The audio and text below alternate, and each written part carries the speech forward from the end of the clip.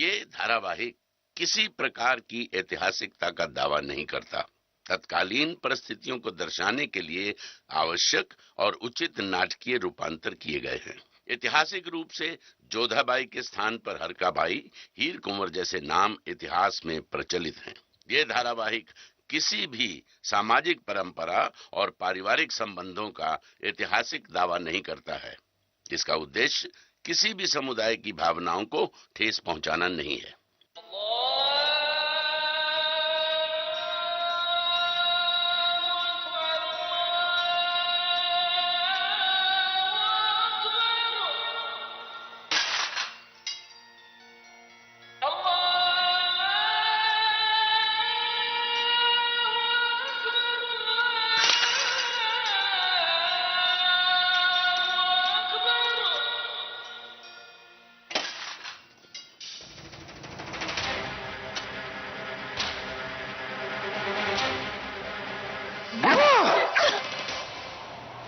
औरत, इसने हमारे नमाज में खलल डाली है।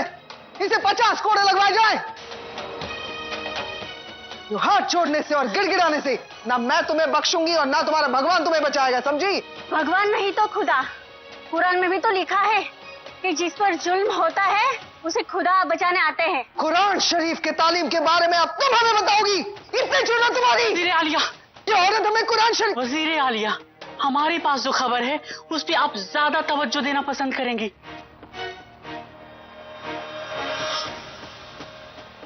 शहंशाह आमेर की राजकुमारी जोधा से निकाह करने वाले हैं। देखा ना, वो आ गया। आपका खुदा हो या हमारा भगवान, पीर हो या फरिश्ता, गुरु कह लो या हफीज, हम पर हो रहे जुल्म को रोकने के लिए वो आ गया। गुस्ताख! वजीर आलिया से जुबान लड़ाने की तुझे हारी सजा मिलेगी। अब तो आपका गुमान टूटेगा। अब आप एक हिंदू रानी को सलाम करते हुए नजर आएगी।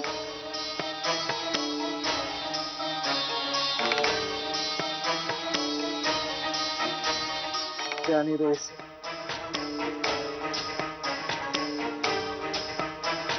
आपने इसे जिंदा छोड़ दिया? रेशम, हमें इस एक दासी से कोई मतलब नहीं है।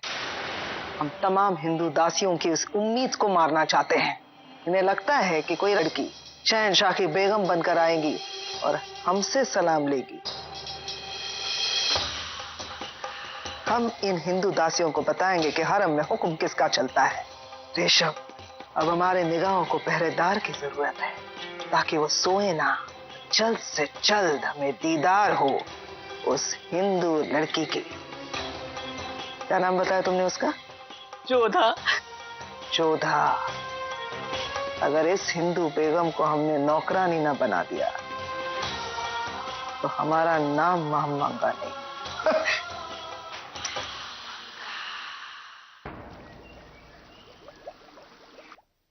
आप लोगों से अत्यंत महत्वपूर्ण बात करनी थी, इसीलिए आप सबको यहाँ बुलाया है। बात अगर इतनी आवश्यक है महाराज, तो हम सुकन्या, शिवानी और जोधा को भी बुलवा लें। नहीं महारानी, हम जो बात आप लोगों को बताने वाले हैं, हम नहीं चाहते कि वो अभी हमारी बेटियों को पता चले। सही अवसर देखकर हम स्वयं उन्हें बता देंगे।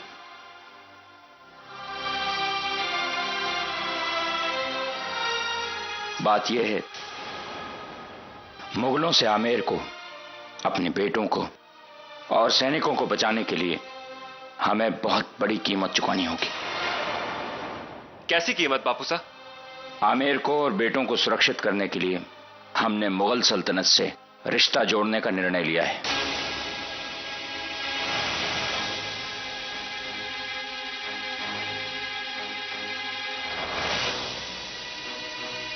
मुगलों से संबंध? ये कैसे संभव है? ना ही हम उनके साथ कोई राजनीतिक संबंध रखना चाहते हैं, ना ही वे। ये पारिवारिक है और वैवाहिक।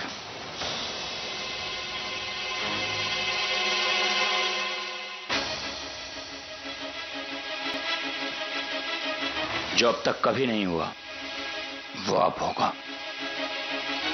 हमारे घर से एक बेटी की डोली मुगलों के घर जाएगी।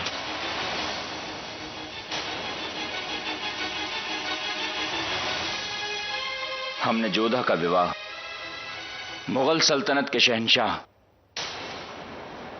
जलालुद्दीन मोहम्मद के साथ करने का निर्णय लिया है।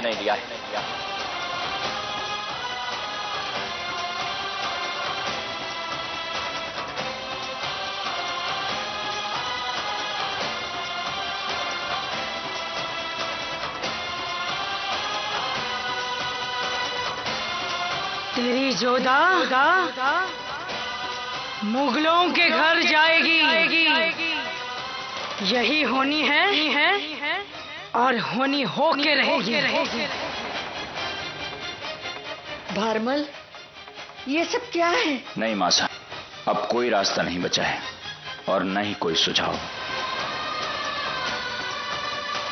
हमने ये निर्णय जोधा का पिता बनकर नहीं, एक राजा बनकर लिया है। हमें पता है कि जोधा इस संबंध को स्वीकार नहीं करेगी और इसीलिए जब तक सही समय नहीं आता, यह हमारा आदेश है कि जोधा को कोई भी इस बारे में न बताए। सही समय आने पर हम स्वयं उसे जाकर बताएंगे।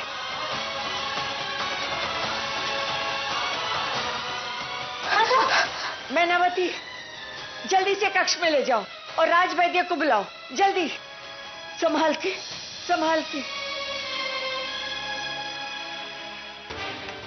आमेर के मान के ले गए थे और उसी की पगड़ी मुगलों के कदमों में छोड़ा है। बापू साहब, जोधा तो बहुत दूर की बात है। हम भी आपके इस फैसले से सहमत नहीं है। युवराज ठीक कह रहे हैं। महाराज, आमेर की पगड़ी झुकाने का अधिकार किसी को नहीं है, आमेर के महाराजा को भी नहीं।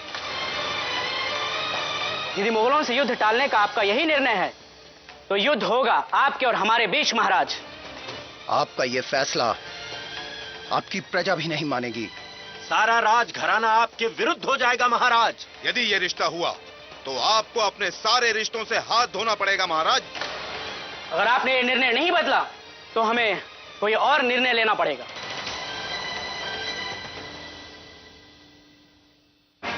ये आपने क्या कर दिया बापू साहब?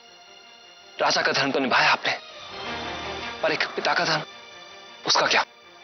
आप अच्छी तरह जानते हैं कि जोधा उस जलालुद्दीन मोहम्मद से कितनी नफरत करती है। उसी जोधा को हमने वचन दिया था आमेर को सुरक्षित रखने का। हम राजा अपना वचन नहीं तोड़ते। एक वचन हमने जलाल को भी दिया है, हम उसे भी नहीं तोड़ेंगे।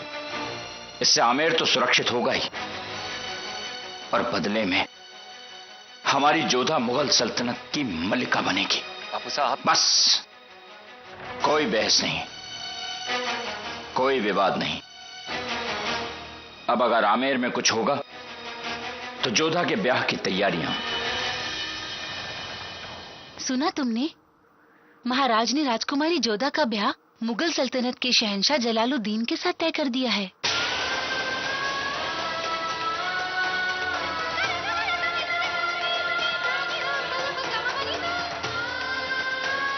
हे भगवान, ये बात जोधा को पता चलेगी तो क्या होगा?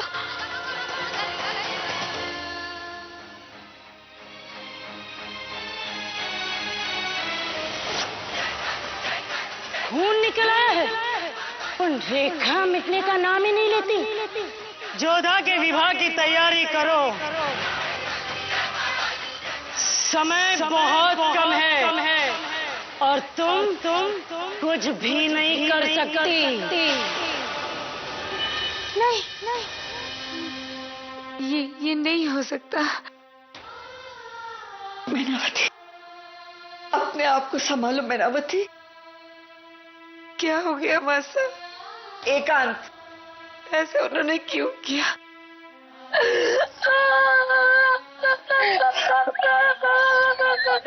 मैनावती, इस समय हमें जोधा को संभालना है बेटा।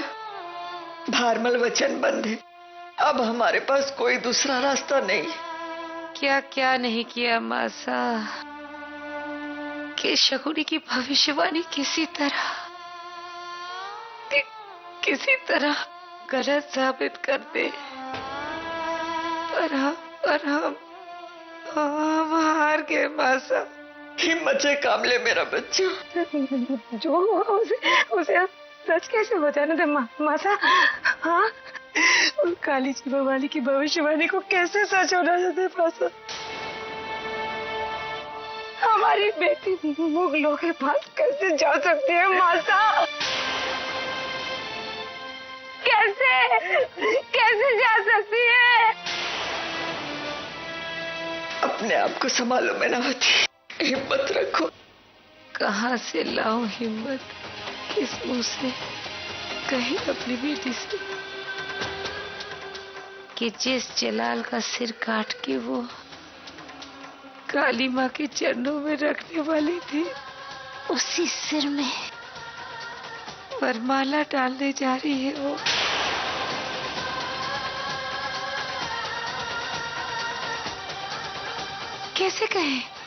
कैसे कहे हम मासा उससे?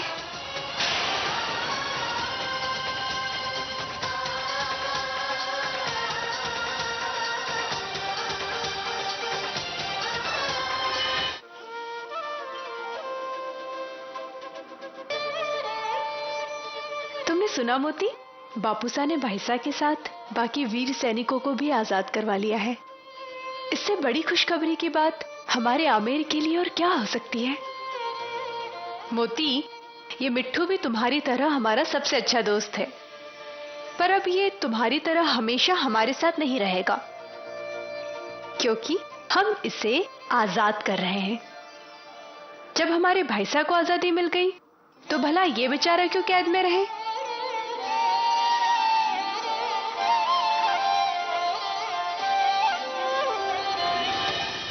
हमें परिंदे आसमान से ज्यादा पिंजरे में कैद अच्छे लगते हैं।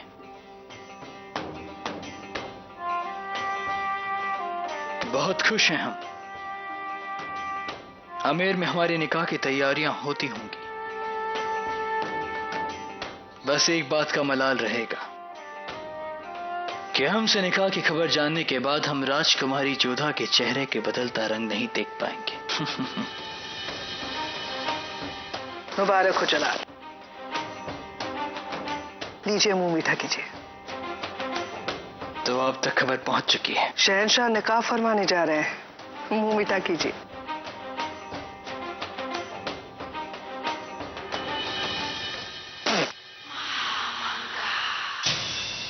ये क्या है बड़ी अम्मी, इसमें मीठे की जगह नमक मिला है। यही बात हम आपको समझाना चाहते हैं जलाल। जिस तरह इस हलवे से नमक का कोई मेल नहीं, उसी तरह राजकुमारी का मुगल हरम से कोई मेल नहीं। हमें लगता है आपका जोधा से निकाह करना मुनासिब नहीं है। अगर आप उसे हरम में रखना चाहे, दासी बन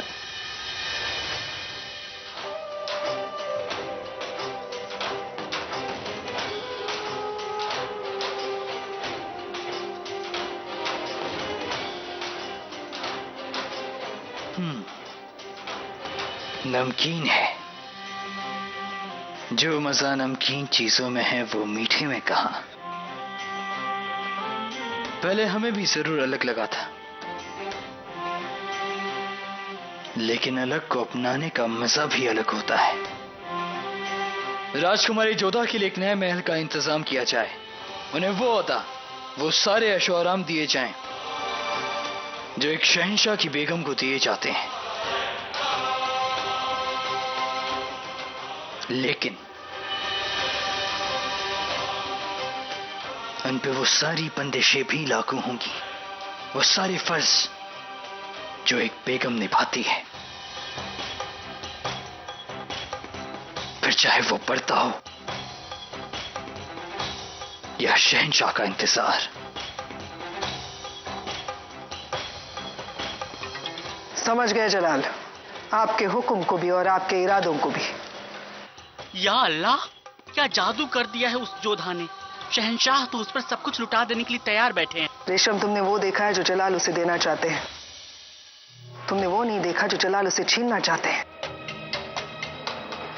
जोधा को एक ओहदा देकर वो उससे आजादी छीनेंगे, सारे ऐशो आराम देकर उसका सुख चैन छीनेंगे। जोधा मल्लिका का ताज तो पहनेगी, लेकिन उसका सर हमेशा झुका रहेगा। अब जोधा न जी पाएगी न मर पाएगी।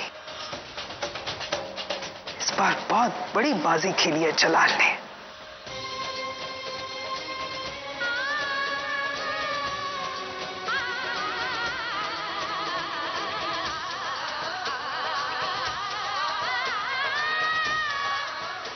मैं तो चाहती हूँ तुझे मुगलों की सेना उठा कर ले जाए। ये सब मारो कसूर है।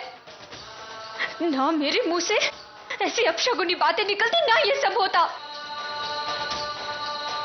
ये सब जीवा का कसूर है, सब इसी का कसूर है।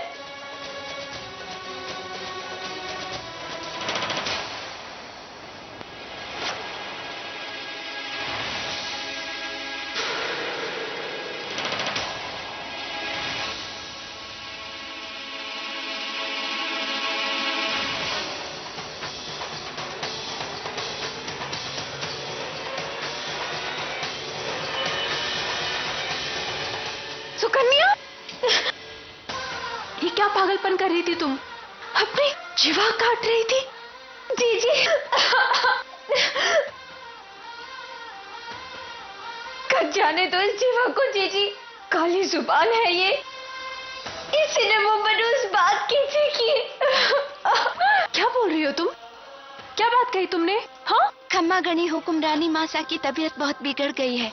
सुकन्या, कहीं तुमने तो मासा को कुछ ऐसा नहीं कहा ना जिसके कारण उनकी तबीयत इतनी खराब हो गई और इसलिए तुम अपनी जीवा? नहीं जीजी, ऐसा नहीं है। अच्छा, हम तुमसे बाद में आके बात करते हैं, पहले मासा का हाल देख के आने दो हमें।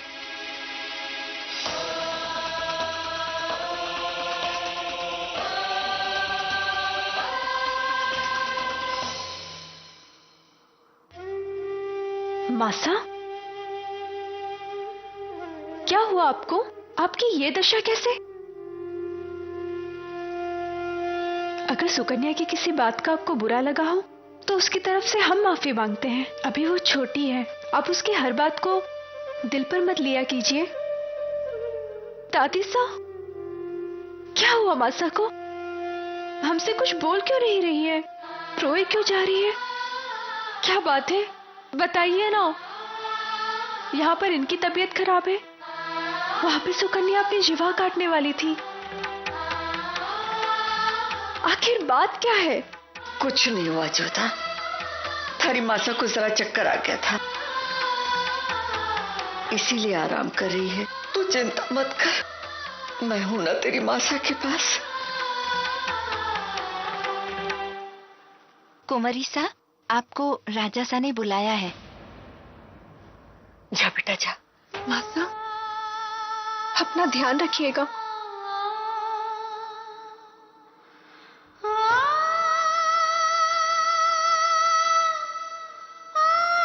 हिम्मत रख मैनावती, हिम्मत रख।